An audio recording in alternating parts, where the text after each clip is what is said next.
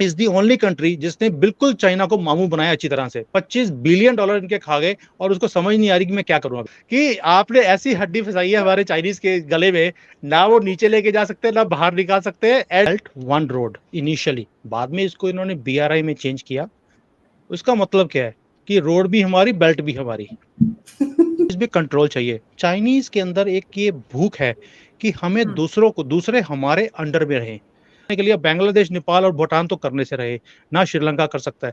They are ये तो इनको पैसे दे दो तो जहां से कुछ भी करवा लो। इनका तो एडवेंचर है, बॉम्ब फेंकना इनके लिए एडवेंचर है।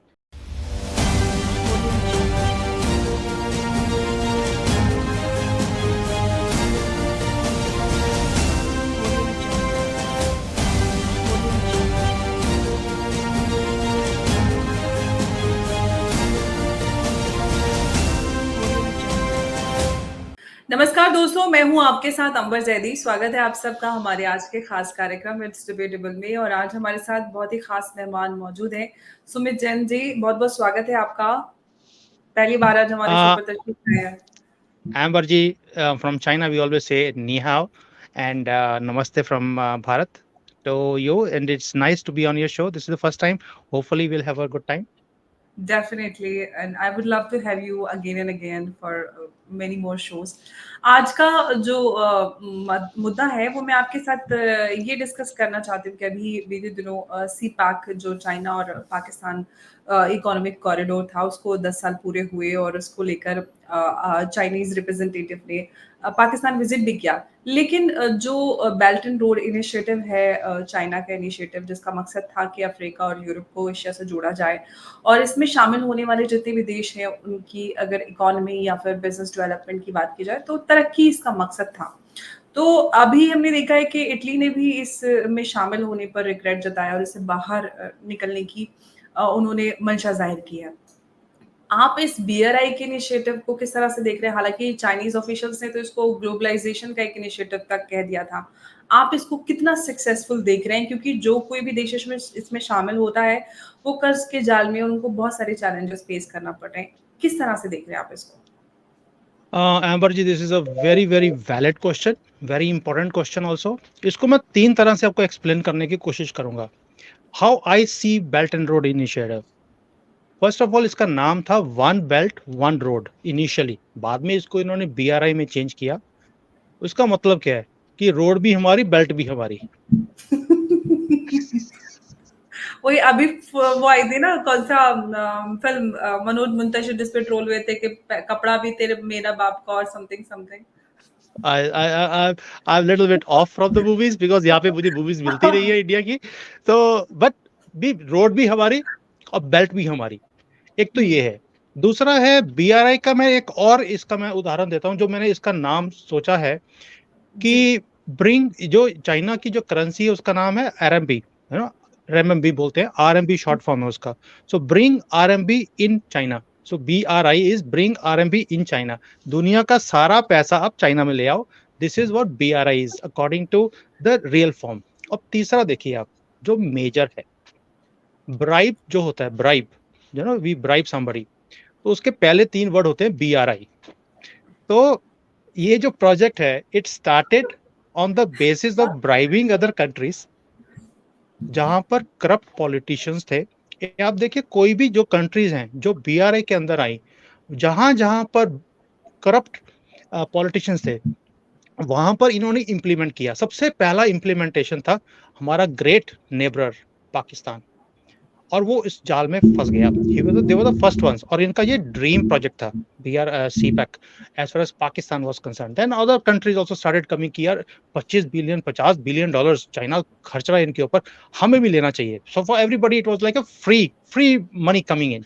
श्रीलंका फंस गया इस पे, अफ्रीकन की कंट्रीज फंस गई हैं, सेंट्रल एशिया की कंट्रीज फंसी हुई हैं। सो हर जगह पर low income countries, corrupt governments, they got caught. We were lucky we did not have the great Gandhi family running the show. Otherwise, we would have been caught into that also. So, anyways, so as far as BRI is concerned, आपने पूछा कि is it a success story for China? Yes. For countries where it is implemented, no. Reason being, आपने बोला कि ये development के लिए project था। I would like to disagree with you कि ये डेवलपमेंट का प्रोजेक्ट था। डेवलपमेंट होती है कि जब आप किसी कंट्री में जाते हैं। Supposedly it was for development of the countries who are being a part of it. Okay, जो so you're saying development. Now this development word is, ये भी थोड़ा सा it's debatable, because western world में हम डेवलपमेंट की बात करते हैं, हम कहते हैं एजुकेशन पे काम किया आपने, हेल्थ के ऊपर काम किया, एनवायरनमेंट के ऊपर काम किया, so we say these are developmental projects. China development project की बात होती है, या वो बोलते हैं वेस्टर्न वाले कि भाई हमने यहाँ पर इंडस्ट्रीज लगाई, यहाँ पर जिसको बोलते हैं जॉब्स क्रिएट किया, so there is development in the society. But जब चाइना कोई प्रोजेक्ट करता है, ही सेज कि हमें पुल बनाने हैं, ब्रिज बनाने हैं, पोर्ट्स बनाने हैं, रेलवे बनाना है, कनेक्टिविटी करनी है, जो आपकी कंट्री को हमारी कंट्री के साथ कनेक्ट करे। सो development is only on the infrastructure which is highly capital intensive, और जो वहां पर काम करेगा लेबर तक, जो लेबर है वो भी चाइना से आएगी, कंपनीज को भी जो कॉन्ट्रैक्ट मिलेगा वो चाइनीज को मिलेगा, आपको कुछ भी नहीं मिलेगा। You only have to serve us tea and coffee whenever we require. That's all. So जो डेवलपमेंट है वो सारी की सारी चाइना में ही जाती है, लोकल वालों को कुछ मिलता नहीं है। So it's not a development project, it's a infrastructure. बिल्कुल safe, sound. It's a development of China only. लेकिन सुमित जी, जिस तरह से आपने ये पूरा एक्सप्लेन किया और हमने सीपैक में तो देखा ये बिल्कुल नजदीक है किस तरह से चाइनीज लेबर को इनफैक्ट जो टेरर आउटफिट्स हैं उनको टारगेट भी करते थे। लेकिन सवाल ये है कि जब कोई भी कॉन्ट्रैक्ट्स या एमओयू कोई साइन होता है तो उसमें सारी टर्म्स एंड कंडीशन होती हैं और जिस तरह से सारी चीजें बाद में इम्प्लीमेंटेशन होता है उनका, तो इन सारे देशों ने इन सारी टर्म्स एंड कंडीशन पे पहले ध्यान क्यों नहीं दिया? उनको ये समझ में नहीं आ रहा कि अगर इस तरह की कंडीशंस रखी जा रही हैं तो इसमें हमारा तो फायदा नहीं, हम तो इसमें फंस रहे हैं कहीं ना कहीं। तो किस तरह से ये सारे देश इस जाल में फंसते गए, इस तरह की कंडीशंस अहमर जी, होने? मैंने आपको पहले समझा दिया था कि what is BRI। It started from bribing these politicians and they got cot. Secondly, आपने बोला कि ये डेवलपमेंट के प्रोजेक्ट्स हैं उस कंट्रीज के लिए। आप मुझे बताइए कि development project means where agreement is done कि हमारी कंट्री के अंदर प्रोग्रेस आए। एंड आप कोई भी कंट्री जहां पर भी सीपैक है या BRI का प्रोजेक्ट है, जहां पर भी साइन किए हैं चाइनीज गवर्नमेंट ने विद द लोकल गवर्नमेंट्स, कोई भी कॉन्ट्रैक्ट की कॉपी आपको बाहर नहीं मिलेगी। अगर ये डेवलपमेंट का प्रोजेक्ट था तो फिर इतना हिडन रखने की जरूरत क्या? उसके अंदर कंडीशन होती है कि भाई आप ये जो कॉन्ट्रैक्ट है आप ना तो दिखाओगे ना किसी के साथ शेयर करोगे। सो अगर ये इतना ही डेवलपमेंट का प्रोजेक्ट था तो फिर इतनी हिडन रखने की जरूरत क्या है? It is same like Rahul Gandhi created agreement with China in 2008 and it is still hidden. Why so? Yes, if it was good for India, I would say India, हाँ, भारत की बात नहीं कर रहा हूँ, I talk about Bharat only. So if it was INDIA, good for India, the India which they have created now for themselves, this 26 चोरों ने इकट्ठे मिलके की है। you must spell it. So तो अगर ये इतना ही अच्छा था तो अब इसको बाहर निकालो ना, if it was so good for the country. So when you say कि ये कैसे फंस गए, ये फंस इसलिए गए because they were bribed very nicely। जहां पर 1 बिलियन लगना है, अगर आपको 5 बिलियन मिलते हैं and you're getting huge kickbacks from it, it cannot be good for the country. It was good for these corrupt politicians only. सो इसलिए उस कंट्रीज में डेवलपमेंट नहीं हुई, वो पॉलिटिकल पार्टीज या पॉलिटिकल जो एंटिटीज थी वो अमीर हो गई हैं, कंट्रीज गरीब हो गए वहां पर। जी, बिल्कुल आपने एकदम सही बात की और यहीं से मैं आपके पास एक सवाल भी करने वाली थी, वो ये कि जितनी भी डेवलपिंग कंट्रीज़ रहीं इसमें जिनको शामिल किया गया, उनको इंफ्रास्ट्रक्चर के डेवलपमेंट के नाम पे चाइना कर्ज़ देता रहा और कहीं न कहीं वो कर्ज़ के जाल में फँस गए। तो इसके पीछे जो हिडन एजेंडा है, कहीं जो चाइना की न्यू इम्पेरियलिज़्म की पॉलिसी है, वो भी समझ में आती है कि कहीं न कहीं जो वो अपना विस्तारवाद है, उसकी पॉलिसी को और जो एक आपकी मानसिकता भी है कि हम दुनिया पे राज करने के लिए पैदा हुए हैं। देखिए, आई ऑलवेज से कि दुनिया में हमेशा हमेशा हमने देखा है, पहले ब्रिटिश थे, उन्होंने अपनी दादागिरी दिखाई, उसके बाद अमेरिका आ गया, अभी चाइना की कोशिश है। और चाइना का जो नाम है ना, चुंगो, चुंगो का मतलब है सेंटर ऑफ द अर्थ। इनके नाम का ही है, तो दे से दैट हमारे तो नाम के अंदर कि we are the centre of the earth and we have to go back to that old self of ours that we are the centre. And अब इनकी ये है कि हमने अमेरिका को पीछे करना है and we have to become the centre where all the policies are run through us. अब उसके लिए इन्होंने क्या किया, ये BRI का प्रोजेक्ट बहुत अच्छा था इनका कि that we go there, we catch this countries. अब 50-60 कंट्रीज हैं जो इनके ट्रैप में फंसी हुई हैं। अब उनके पास देखिए वहां से रॉ मटेरियल्स लेते हैं, और ये वो कंट्रीज है जहां पर मिनरल रिच है, रॉ मटेरियल्स अच्छे हैं, दे टेक दोस, और फिर उसी को कन्वर्ट करके ये वहीं पर आपका फिनिश गुड्स भेजते हैं। Same like what East India used to do before, you know. Policy change नहीं है, सिर्फ कंट्री का नाम चेंज हो गया। ब्रिटिश थे, अमेरिकन आए, अभी चाइनीज नाम आ गया उसका। अब आप देखिए कि इन्होंने और क्या किया है, वहां पर गए, प्रोजेक्ट्स करे, कंट्रीज को ट्रैप किया, now they are not able to pay back. अब वहां पर जो लोकल लोग हैं उन्होंने बोला अपनी गवर्नमेंट्स को कि आपने तो बोला था कि ये हमारे फायदा होगा, हमें जॉब्स मिलेगी, हमारी लाइफ की जो स्टेटस है वो इंक्रीज होगा, but nothing happened, only you have become rich, हमें तो कोई फायदा नहीं हो रहा। तो they started attacking the Chinese citizens जो वहां पर काम करते थे। अभी अफ्रीका के अंदर मैंने वीडियो भी बनाया अपने उसमें अकाउंट में, कि अफ्रीका के अंदर 40 से ज्यादा कंट्रीज में चाइनीज की अपने पुलिस स्टेशन हैं, जहां पर इनकी वहां पर पुलिस है, अपना पुलिस स्टेशन। आप सोच के देखिए how this countries have lost their sovereignty. आप कभी इमेजिन कर सकते हैं कि भारत के अंदर किसी और कंट्री का पुलिस स्टेशन हो और वो कंट्री बोल भी ना पाए, and it is in the name of कि हम अपने सिटीजन्स को प्रोटेक्ट करने के लिए ये पुलिस स्टेशन बना रहे हैं। And not only in African countries, even in Europe and America they found the, वहां पर जो चाइना टाउन्स हैं उसके अंदर पुलिस स्टेशन है और उनको पता भी नहीं है। So this is called control over the sovereignty in a backdoor manner. पहले ब्रिटिशर्स ने किया, अभी चाइनीज ने किया है, and world is getting aware to it, but it is too late. The sovereignty of so many countries has already been lost. Absolutely. और इस पूरे प्रोसेस में अगर हम बीआरआई की बात करते हैं, और जिस तरह से हम ये भी बात कर रहे थे कि जो भी इसमें पार्टिसिपेट करने वाली कंट्रीज थी मेंबर, उनको कर्ज के जाल में डुबोया गया, जानबूझकर ही कहना चाहिए, क्योंकि जिस तरह के प्री कंडीशंस थी वो तो सबके सामने ही थी, और जो उद्देश्य है चाइना का। लेकिन अभी जो एक चैलेंजर सामने है इन सारे देशों के सामने, या जो फेलियर है बीआरआई का, उसमें ये भी है कि चाइना की जो इकोनॉमी है वो स्लो डाउन हो चुकी है। चाइना खुद कहीं न कहीं इस फेज़ से गुज़र रहा है, तो ऐसे में भी वो खुद की डेवलपमेंट या अपनी इकोनॉमी को स्ट्रेंथन करने की बजाय दूसरे देशों को वो करने में लगा हुआ है, डुबोने में, फँसाने में। अंबर जी, इट्स नॉट कि वो दूसरों को डुबोने में लगा है, it is more of that they are doing going there to control. इनको हर चीज में कंट्रोल चाहिए। चाइनीज के अंदर एक ये भूख है कि हमें दूसरों को, दूसरे हमारे अंडर में रहें। तो बस इनकी यही एक जो चीज थी, भारत में ये कर नहीं पाए बिकॉज मोदी जी आ गए। तो इसलिए इन्होंने श्रीलंका में जाकर, जैसे अभी श्रीलंका में इन्होंने पोर्ट ले लिया उनका जो था वहां पर, एंड वो उसका नाम भी है हैम बेंटोटा, हैम बर्गर बना के खा लिया उसको इन्होंने, 99 ईयर्स के लिए इनकी जेब में है।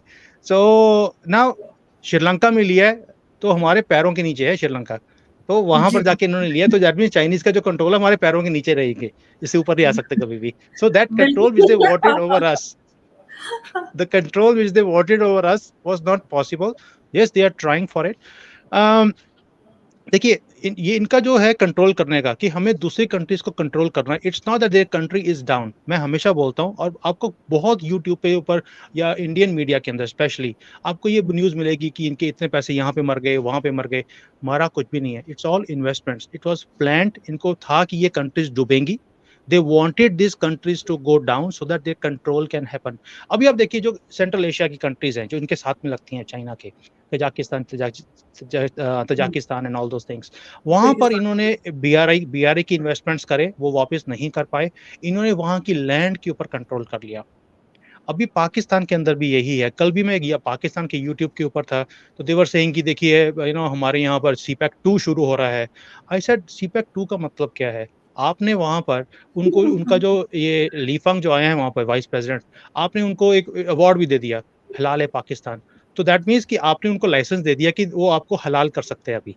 सो that is what we have done today. लेके जाओ जो बचा कि है आप बचा के क्या, आपने उनको लाइसेंस दे दिया कि अब आप माई बाप तुसी ग्रेट हो, तोहफा कबूल करो, आपको हम लाइसेंस देते हैं कि आप हमें हलाल जैसे करना चाहें, आप हमें हलाल करके खा सकते हैं।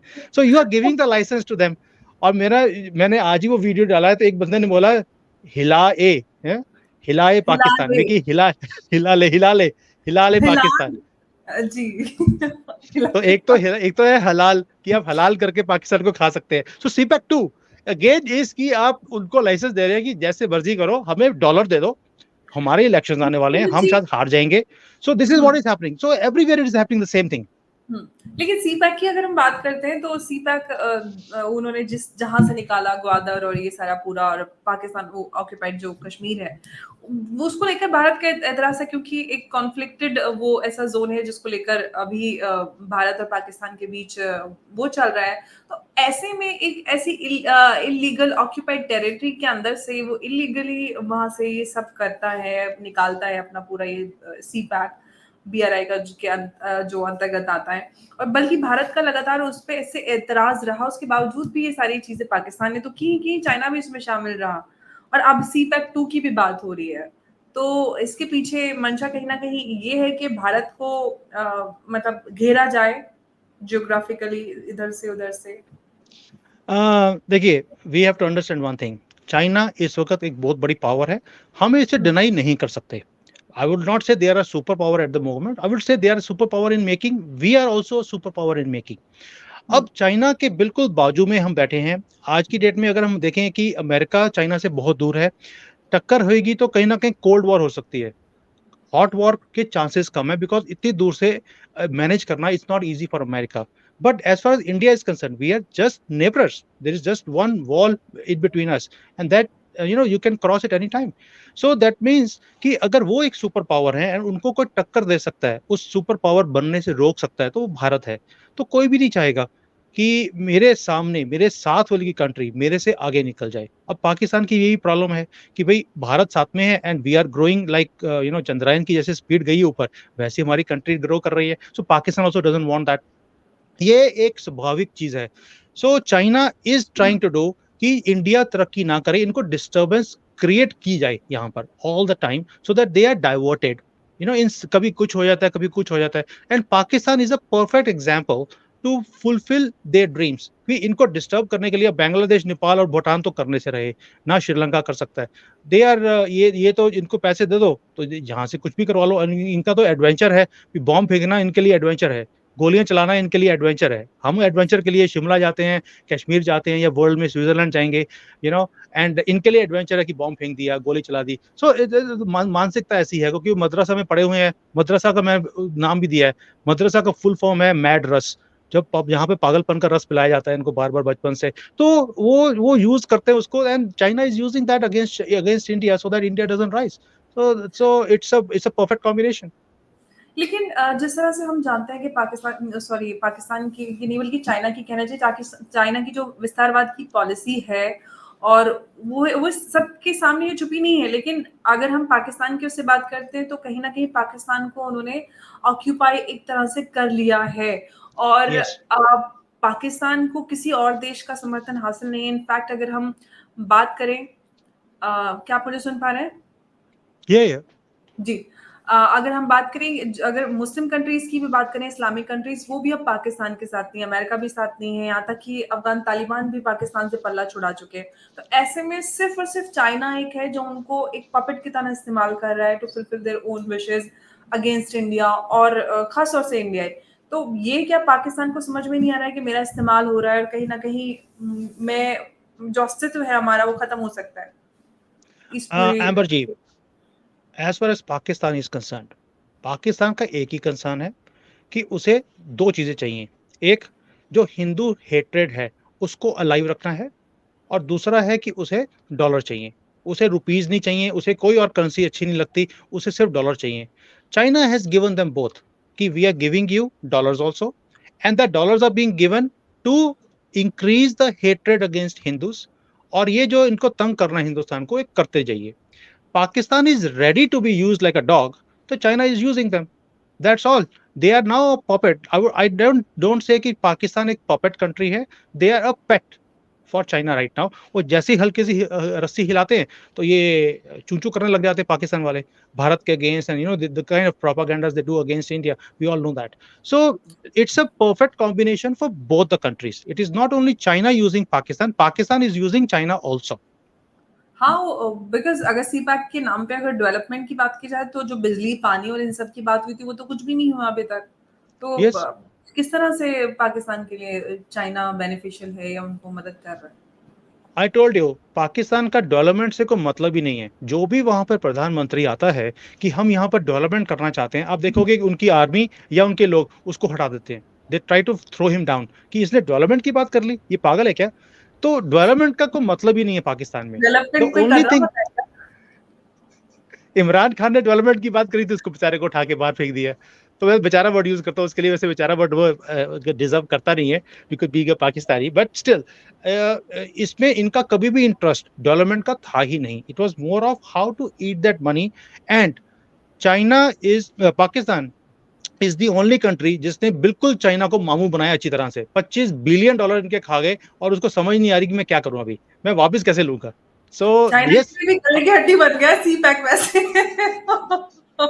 मैं तो पाकिस्तानियों को बोलता हूँ कि आपने ऐसी हड्डी फंसाई है हमारे चाइनीज के गले में, ना वो नीचे लेके जा सकते हैं ना बाहर निकाल सकते हैं। And secondly, it was a dream project China के लिए। It was like show case कि पूरे दुनिया को दिखाना, देखिए हमने पाकिस्तान को कैसे अपग्रेड कर दिया। भी यहाँ पर हमने डैम्स बना दिए, यहाँ पे ये ब्रिजेस बना दिए, पुल बना दिए, पोर्ट्स बना दिए, कुछ भी नहीं हुआ है। It's all stuck. वही मैं बोल रही हूँ कि इतना पैसा खर्च होने के बावजूद भी, और अब दूसरी इंस्टॉलमेंट लेने के चक्कर में पाकिस्तान लगा हुआ है, क्योंकि अभी भी यस। काफी बड़ी रकम बाकी है। तो वही सब उसी के लिए उनको हिलाले पाकिस्तान भी दिया गया है, आपके जो प्रेसिडेंट आए थे कि पैसा डाल के वो हिलाल, वो है हिलाल है पाकिस्तान, तो हमें हिलाल है, हमें हलाल कर ले, लेकिन पैसे दे दे, बस एक ही चक्कर है इनका।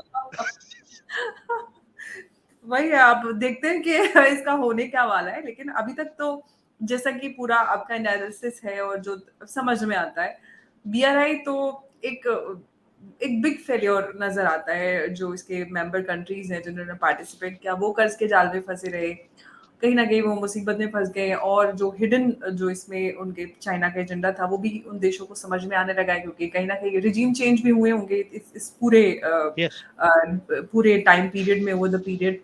तो वो भी रहा होगा। तो इनफैक्ट जो हमने इटली की बात की, इटली ने भी रिग्रेट इस पे किया है और बाहर निकलने की बात की। तो देखते हैं कि आने वाला वक्त क्या है, क्योंकि हमारे पड़ोस में जो सी पैक निकल के जा रहा है, और जो इंडियन टेरिटरी है पाकिस्तान ऑक्यूपाइड जम्मू कश्मीर, उससे निकल कर जाता है।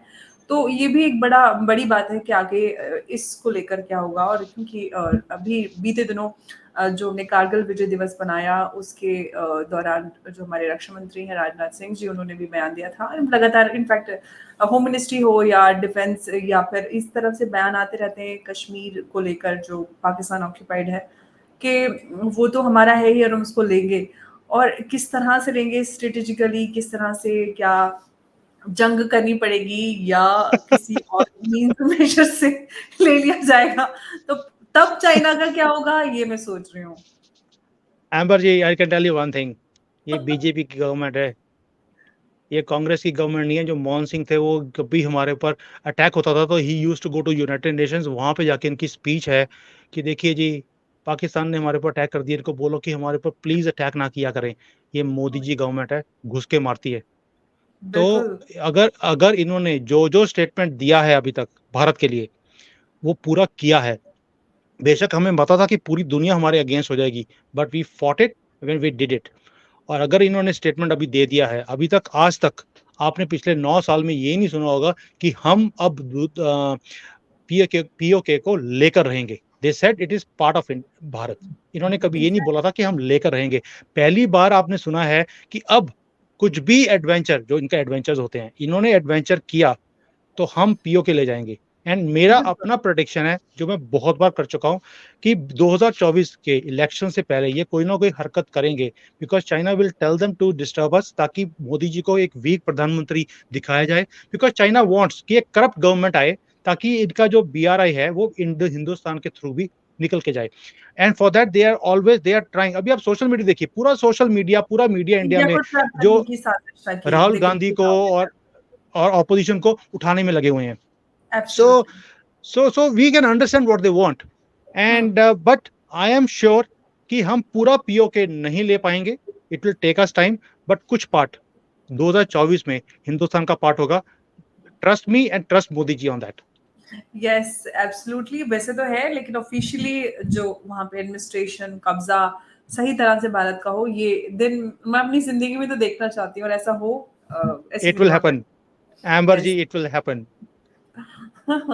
जी, बहुत-बहुत शुक्रिया सुमित जी, और बहुत अच्छा लगा आपसे बात करके, और बहुत इंटरेस्टिंग आपके साथ चर्चा रही, और उम्मीद करती हूँ कि आप आगे भी हमारे शो पर तशरीफ लेकर आएँगे, और इसी तरह से हम अच्छे-अच्छे मुद्दों पर चर्चा करेंगे, और शुक्रिया बहुत-बहुत। नमस्कार, जय हिंद। Thank you. जय हिंद जी। जय हिंद।